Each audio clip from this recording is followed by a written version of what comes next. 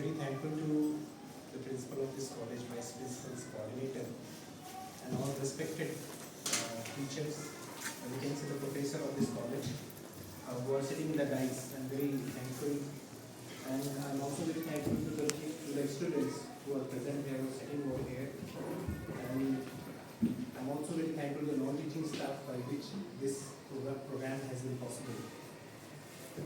तो आज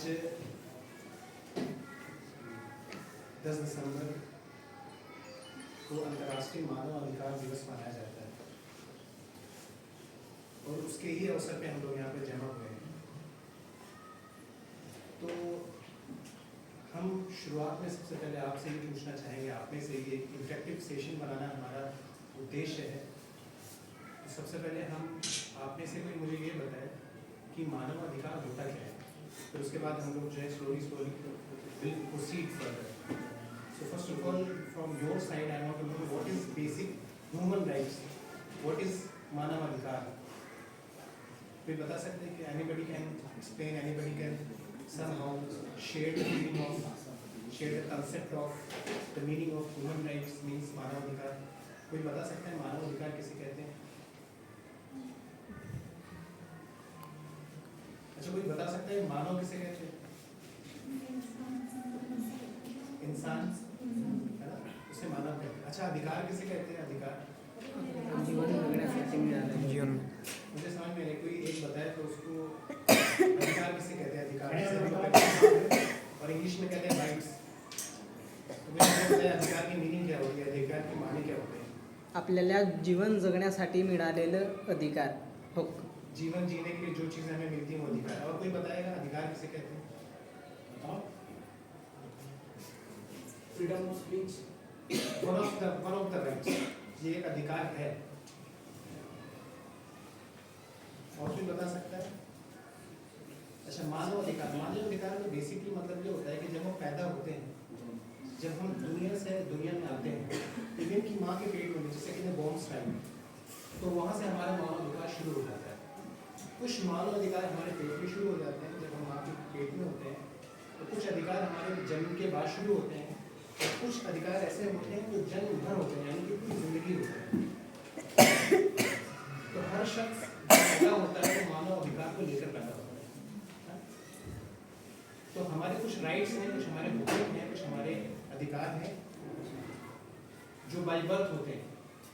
जैसे बच्चा पैदा होता है तो उसको 2 राइट्स मिलते हैं, राइट टू लाइफ, यानी उसे जीने का अधिकार उसे मिलता है। फिर जब थोड़ा और बड़ा होता है तो डिग्निफाइड लाइफ उसे मिलती है, यानी कि इज्जतदार जिंदगी कहा। जिससे बाद में सुप्रीम कोर्ट ने बहुत सारी केसेस में, मनेकर वाली versus union of India cases में, बहुत सारी केसेस में उसे डिफाइन किया गया कि डिग्निटी लाइफ क्या है ना। एक होता है कि राइट टू लाइफ सिर्फ जीने का अधिकार, लेकिन उसके बाद बहुत सारे जजमेंट सुप्रीम कोर्ट के जरिए से बताए गए कि जीने का अधिकार वो भी कैसा, इज्जत के साथ। सिर्फ जीने का अधिकार नहीं है कि इंसान कहीं भी पड़ा हो, कैसे भी जी रहा हो, पड़ा हुआ है, गंदा है, खाने को नहीं है, सिर्फ जीने का अधिकार नहीं, बल्कि इज्जतदार जिंदगी जीने का अधिकार है। तो जब बच्चा पैदा होता है by birth, there are 2 basic rights are there. First is right to life which is protected under article 21 of Indian constitution. जब आप भारत के जो है वो आर्टिकल 21 को पढ़ेंगे तो उसमें सीधा लिखा हुआ है right to life and personal liberty. ये हमारा बुनियादी अधिकार है। तो मानव अधिकार के कॉन्सेप्ट को लेकर मैं ये बताना चाह रहा था, जब आदमी पैदा होता है तो वहाँ से उसके राइट शुरू हो जाते हैं, वहाँ से उसका मानव अधिकार शुरू हो जाता है, जिसमें सबसे पहले मैंने आपको बताया कि राइट टू लाइफ, उसके बाद राइट टू डिग्निफाइड लाइफ, फिर right to protection of the life, यानी उसकी सुरक्षा। सिर्फ पैदा होना नहीं, इज्जतदार वाली जिंदगी नहीं है, बल्कि संरक्षित जिंदगी, यानी कि ऐसी जिंदगी जो हमें संरक्षण मिले। किसके जरिए से मिले संरक्षण? स्टेट के जरिए। जहाँ हम रह रहे हैं, जिस देश में रह रहे हैं, जिस राष्ट्र में रह रहे हैं, तो हमें जो है राज्य का संरक्षण। तो मैंने 3 बातें आपको बताई मानव अधिकार के ताल्लुक से, जो कॉन्स्टिट्यूशन से रिलेटेड, कॉन्स्टिट्यूशन का रेलेवेंस है। पहले क्या है, जब इंसान पैदा होता है तो सर्टेन राइट्स लेकर पैदा होता है, उसे क्या कहते हैं?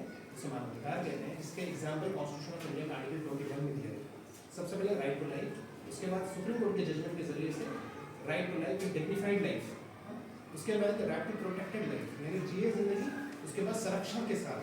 ठीक है, इसी तरीके से जो जन्म का अधिकार होता है, फिर बहुत से अधिकार ऐसे होते हैं जो जीवन भर अधिकार होते हैं, जिसमें एजुकेशन राइट्स आ जाता है, freedom of speech and expression एक आपके एक साथियों ने बताया freedom of speech and expression, बोलने का अधिकार आपका है। बोलने का अधिकार भी बता सकता है, right to life and personal liberty के बाद freedom of speech and expression के बारे में बता सकता है। Freedom of speech and expression यानी बोलने का अधिकार, जो हम आपके सामने बोल रहे हैं, अपने जज्बात को रख रहे हैं, अपने माध्यम से, आपके जुबान के माध्यम से, लिख के माध्यम से, यानी लेखन रूप से प्रकाशित करके, बोल के, इशारों से, ये क्या है, ये सारी लाइफ जो ये राइट्स होते हैं, ये हमारे अधिकार में आते हैं कि आप अपनी बात को किसी भी माध्यम के जरिए से दूसरों तक पहुँचा के, ये भी प्रोटेक्टेड है, जिसमें ह्यूमन राइट्स को प्रोटेक्टेड है। और हमारा जो कॉन्स्टिट्यूशन ऑफ इंडिया है वो जो है ह्यूमन राइट्स का सबसे बड़ी मिसाल है।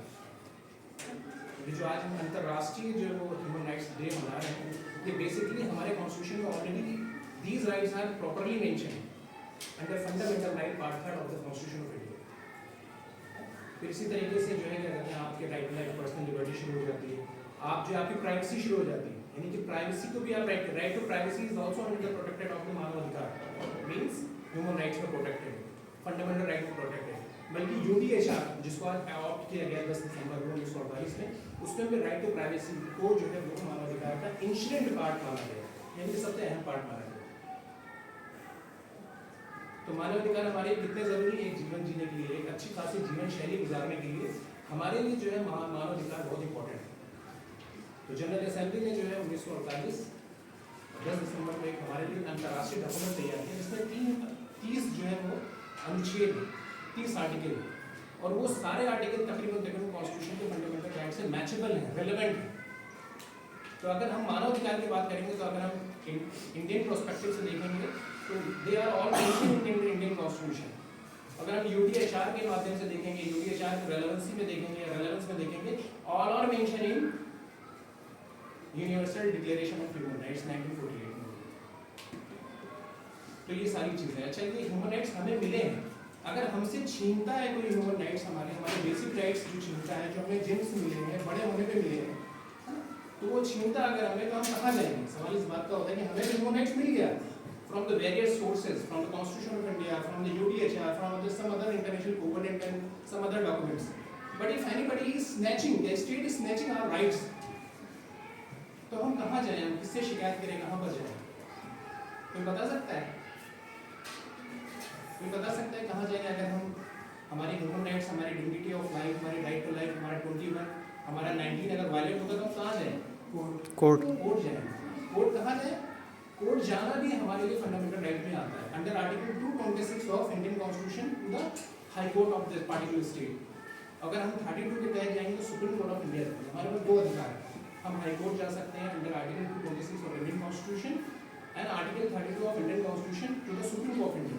यानी ये राइट्स की जो तस्करा हम कर रहे हैं, जो बातें हम बता रहे हैं, अगर कोई हमसे छीनता है तो हम जो है कोर्ट्स को डायरेक्ट अप्रोच कर सकते हैं। तो ये हमारा फंडामेंटल राइट नहीं है, बल्कि फंडामेंटल राइट हमारा ये भी है कि हमारे वायलेट होने पे हम अप्रोच कर सकते हैं to the supreme authority, and supreme authority is high court of supreme under the constitution of India. तो इसी तरीके से ह्यूमन राइट हमारा शुरू होता रहता है। जब हम पैदा होते हैं तो ह्यूमन राइट थोड़ा जनरेट होता है, फिर जब बड़ा होते हैं तो और जनरेट होता है, और बड़े होते हैं तो और जनरेट होता है। जैसे मिसाल के तौर पर मैंने आपको दो चीज़ बताई, जब हम 18 साल के होते हैं तो हमें एक राइट्स मिलता है। ये बता सकता है इशारत में कौन से राइट्स जो 18 साल की उम्र में मिलते हैं? वोट का अधिकार, वोटिंग राइट, क्या कहते हैं उसे? एडल्ट फंक्शन, वेस्ट मताधिकार। अगर मैं गलत नहीं हूँ मराठी या हिंदी में, तो उसे हिंदी में कहते हैं वेस्ट मताधिकार। यानी जैसे ही 18 साल जो है उसका पूरा हो गया तो ही और she is eligible to cast the vote and choose the representative. Are you getting my point? Yes sir. जैसे 18 साल की वर्ष की आयु को पूरा करता है वो, तो उसको क्या मिलता है? उसको जो है अपने नेता, अपना प्रतिनिधित्व को चुनने का उसे अधिकार मिलता है। तो इसी तरीके से जीवन भर में बहुत सारे अधिकार हैं, हम पढ़ते रहते हैं, उसको जानने की कोशिश करेंगे। एक बार फिर हम आपका शुक्रिया अदा करते हैं कि आपने हमारे जो है वो आपके लिए ध्यानपूर्वक सुना, और उसके बाद अपने जो मंच पे बैठे हैं, मंच पे आसीन जितने भी प्रोफेसर्स हैं आपके, हम इनका दिल से शुक्रिया अदा करते हैं। Thank you sir.